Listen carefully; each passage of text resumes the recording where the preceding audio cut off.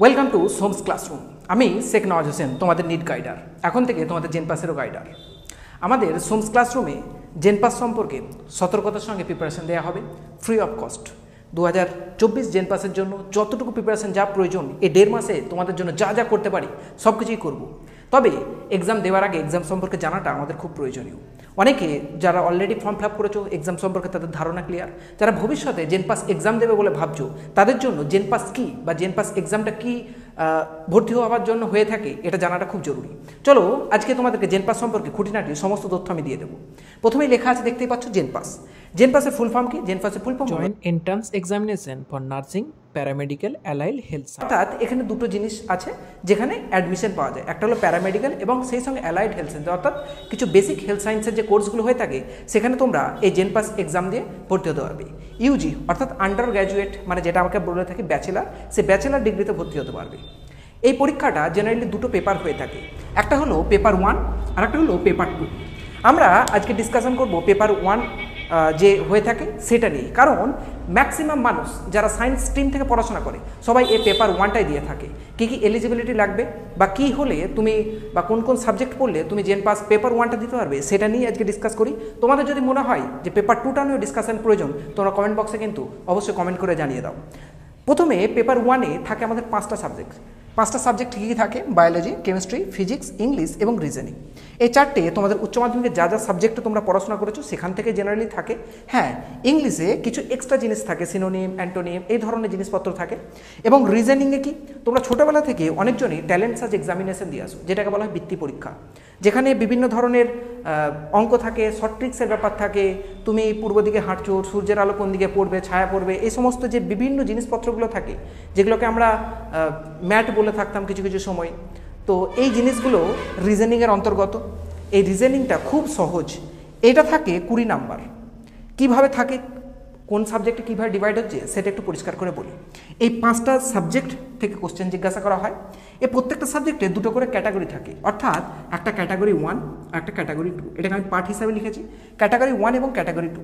Category 1-এ যত question থাকে সবার মার্কস হচ্ছে 1, অর্থাৎ 1 নম্বর। তুমি যদি ঠিক করো 1 নম্বর পাবে, এবং তুমি যদি অ্যাটেম্প করো অথচ অ্যান্সারটা ভুল হয় তখন তোমার ওখানে নেগেটিভ মার্কিং আছে 0.25, অর্থাৎ ঠিক করলে 1 নম্বর পাবে, যদি ভুল হয়ে যায় কোনো কারণে তাহলে তোমরা পাবে মাইনাস। এটা মাইনাস যাবে, অর্থাৎ তুমি যে মার্কসটা পাচ্ছ সেখান থেকে এটা ডিডাক্টেড হয়ে যাবে, সেটা মাইনাস হয়ে যাবে। মাইনাস কত? 0.25। তুমি যদি কোনো কোশ্চেন পারছো না, ছেড়ে দিয়ে চলে এসেছো, কোনো নেগেটিভ কিছু হবে না, জাস্ট যেহেতু অ্যান্সারটা করছো না সেই জন্য 0 পাবে। তো এই ক্যাটাগরি 1-এ সবার মার্কস কিন্তু 1, আর যদি ভুল করে আসো তাহলে হবে 0.25। যদি কোনো রকম অ্যাটেম্প না করো 0 মার্কস, কোনো সমস্যা নেই। বায়োলজি, কেমিস্ট্রি এবং ফিজিক্স এই 3টে সাবজেক্টেরই এই পার্ট 1-এ থাকে 15টা করে কোশ্চেন। 15টা কোশ্চেন, প্রত্যেকটা 1 মার্কস করে, তাহলে কত হচ্ছে? 15 নাম্বার, 15 নাম্বার, 15 নাম্বার। এবার ইংলিশ আর রিজনিং এই দুটো থাকে 5টা করে বেশি কোশ্চেন। ইংলিশে থাকে 20টা কোশ্চেন, রিজনিংয়েও থাকে 20টা কোশ্চেন। ইংলিশেরও প্রত্যেকটা কোশ্চেনের জন্য 1 মার্ক করে, অর্থাৎ ইংলিশে থাকে 20 নাম্বার, রিজনিংয়েও থাকে 1 মার্ক করে, অর্থাৎ 20টা কোশ্চেনের জন্য 20 নাম্বার। এই দুটোর কোনো রকম কোনো ক্যাটাগরি 2 থাকে না। এবার ক্যাটাগরি 2 সেটা নিয়ে বলি। এই বায়োলজির ক্যাটাগরি 2-তে থাকে মাত্র 5টা কোশ্চেন, একইভাবে কেমিস্ট্রিতেও থাকে 5টা কোশ্চেন, ফিজিক্সে থাকে 5টা কোশ্চেন। তাহলে 10 বলতে আমি কী বোঝাচ্ছি না, এই 5টা কোশ্চেনের মার্কস থাকে 2 করে, প্রত্যেকটা কোশ্চেনের জন্য 2 নাম্বার করে। এখানে দেখেছি প্রত্যেকটা কোশ্চেনের জন্য 1 নাম্বার করে, এখানে প্রত্যেকটা কোশ্চেনের জন্য 2 নাম্বার করে ধার্য থাকে। এবার প্রশ্ন যে এখানে কত নাম্বার তাহলে নেগেটিভ মার্কিং? এখানে মার্কস থাকে প্রত্যেকটার জন্য 2 নাম্বার করে, 5টা কোশ্চেনের জন্য 10 নাম্বার। একইভাবে কেমিস্ট্রিতে 5টা কোশ্চেনের জন্য 10 নাম্বার, ফিজিক্সের 5টা কোশ্চেনের জন্য 10 নাম্বার। প্রত্যেকটা কোশ্চেন 2 মার্কস করে। নেগেটিভ মার্কিং কি? নেগেটিভ মার্কিংয়ের এখানে কোনো কিছু ব্যাপার নেই। যেমন ধরো কথার জন্য বলছি, একটা কোশ্চেনে আমাদের 4টে অপশান আছে, ABCD এরকমভাবে অপশান আছে। তো বেসিক্যালি বহু স্টুডেন্ট বুঝতে পারে না, তাও আমি একটা বলি। এখানে ধর কথার জন্য বলছি, এখানে একটার থেকে বেশি কিন্তু অ্যান্সার হয়। এই ক্যাটাগরি 2-তে অ্যান্সার 1-এর থেকে অধিক হয়, 2টো হতে পারে, 3টে হতে পারে, 4টেও কিন্তু অ্যান্সার হতে পারে। তবে জেনারেলি আমরা দেখতে পাই 2টো পর্যন্ত অ্যান্সার হয়। কথার জন্য বললাম, ধরো A অ্যান্সার আর Bও অ্যান্সার, দুটোই অ্যান্সার সঠিক। সেক্ষেত্রে কি হয় না, তুমি যদি কোনোভাবে A দাগ দিয়ে এসেছো এবং Bও দাগ দিয়ে এসেছো তাহলে কিন্তু তুমি পুরো 2 নাম্বারই পেয়ে যাবে। এখন তুমি কথার জন্য বলছি যে 4টে অপশানের মধ্যে তোমার মনে হচ্ছে যে এটা একদম সঠিক, আর বি, সি আর ডি এর মধ্যে কোনটা সঠিক তুমি বুঝতে পারছো না, কিন্তু তুমি জানো ক্যাটাগরিতে 1-এর থেকে অধিক সঠিক হয়। তুমি কি করলে? এটাকেই বাবলিং করে চলে আসলে, তাহলে তুমি কিন্তু পাবে পার্সিয়াল নাম্বার। পার্সিয়াল নাম্বার মানে কি? দুটোর মধ্যে একটা যেহেতু বাবেল করেছো সেই জন্য তুমি এটার জন্য পাবে 1 নম্বর, যদি সঠিকটা বাবেল করো। এবার কথার জন্য বলছি এ এবং বি তো সঠিক অ্যান্সার, তুমি কোনো কারণে এটাকে বাবেল করেছো আর বিটা সঠিক অ্যান্সার, কিন্তু তুমি বিটাকে বাবেল না করে সিটাকে বাবেল করেছো, তোমার মনে হচ্ছে সিটা সঠিক, কিন্তু এসে অ্যান্সার দেখছো যে সিটা ভুল, তখন তুমি তো একটা ঠিক করেছো আর একটা ভুল করেছো, এক্ষেত্রে কিন্তু তুমি মার্কস পাবে 0। ব্যাপারটা আশা করি ভালো করে বুঝতে পেরেছো। 4টে অপশানের মধ্যে যে দুটো সঠিক অ্যান্সার সেই দুটো যদি তুমি অ্যান্সার করে আসো তাহলে 2 নম্বর পাবে, দুটোর মধ্যে কোনো কারণে তুমি যদি একটা অ্যান্সার করে আসো তার জন্য 1 নম্বর পাবে, আর কোনো কারণে দুটোই করেছো পাবেন কিন্তু সঠিক দুটোকে করে আসোনি তাহলে তুমি পাবে 0 মার্কস। এটা হচ্ছে ক্যাটাগরি 2। ক্যাটাগরি 2 ইংলিশ এবং রিজনিংয়ে কোনো রকমভাবে কোনো কিছু থাকে না। তাহলে ক্যাটাগরি 1-এ আমরা টোটাল কোশ্চেন কত পাই? 85 প্রত্যেকটা 1 মার্কস করে কন্টেন্ট করে, সুতরাং 85 নাম্বার কোথা থেকে আসে? Category 1 physics, chemistry, biology, reasoning এবং ইংলিশ থেকে।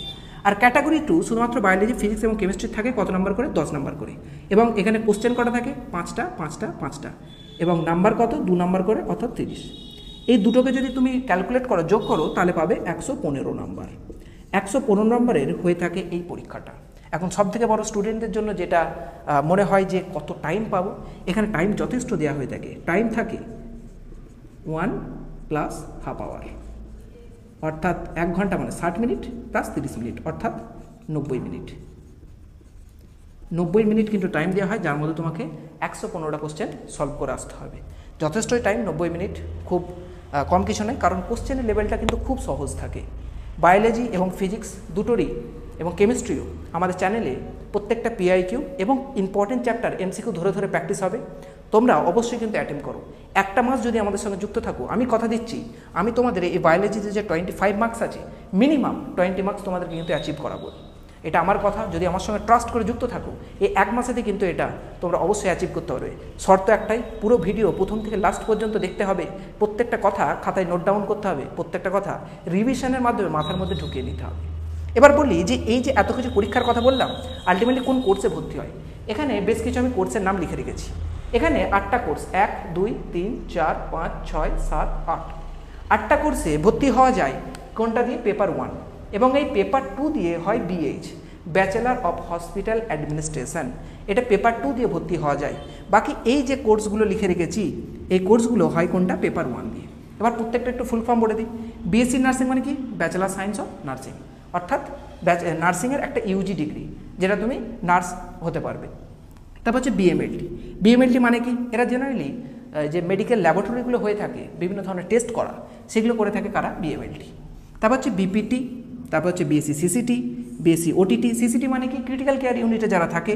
ওটিটি মানে অপারেশন থিয়েটারে কিছুজন ডাক্তারদের হেল্প করার জন্য থাকে। তারপর হচ্ছে বিএসসি পিটি এবং বিএসসি পিএ।